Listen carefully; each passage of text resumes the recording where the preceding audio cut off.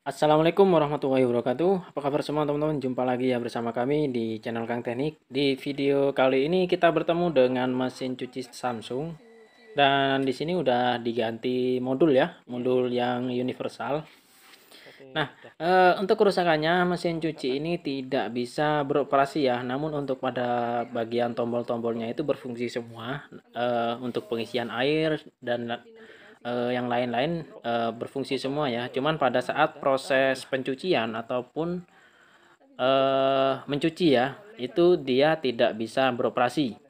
Nah, di sini saya akan tunjukkan caranya bagaimana untuk memastikan ya kerusakannya, letak kerusakannya itu di bagian mana.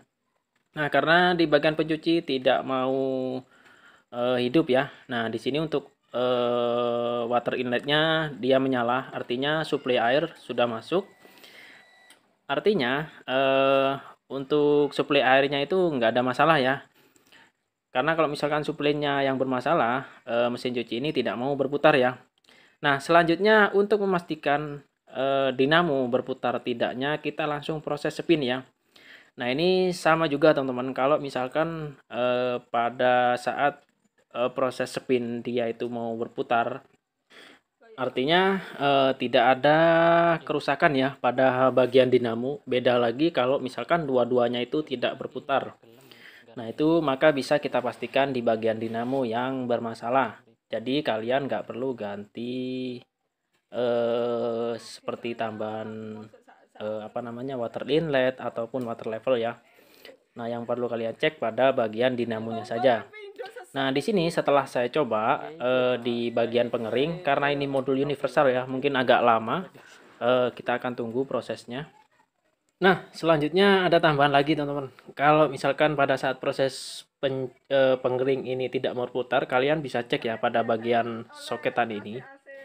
Nah, ini adalah switch pintu ya. Jadi kalau pintu ini tidak mau connect, pada saat proses pengeringan dia itu juga tidak mau berputar. Nah, solusinya kalau misalkan kalian itu mempunyai alat ataupun mempunyai AVO, bisa tes ya dua kabel ini. Ini pastinya ada dua kabel di semua merek juga ada semua ya. Nah, kalau misalkan di bagian dua kabel itu tidak connect, maka kalian bisa sambung ya ataupun bisa jumper.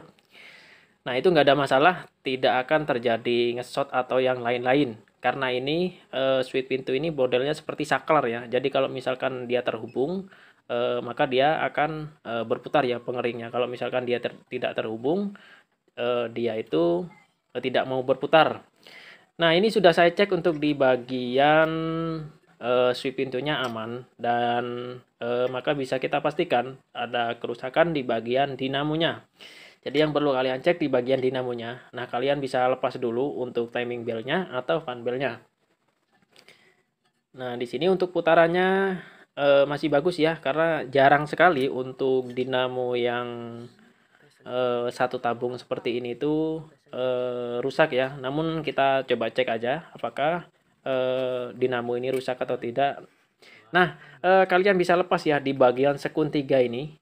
Nah, ini pastinya ada 3 jalur ya nantinya, sama seperti yang dua tabung yang sering saya upload. Nah, kalian bisa menggunakan tang ampere ya. Nah, di sini kalian harus menggunakan tang ampere.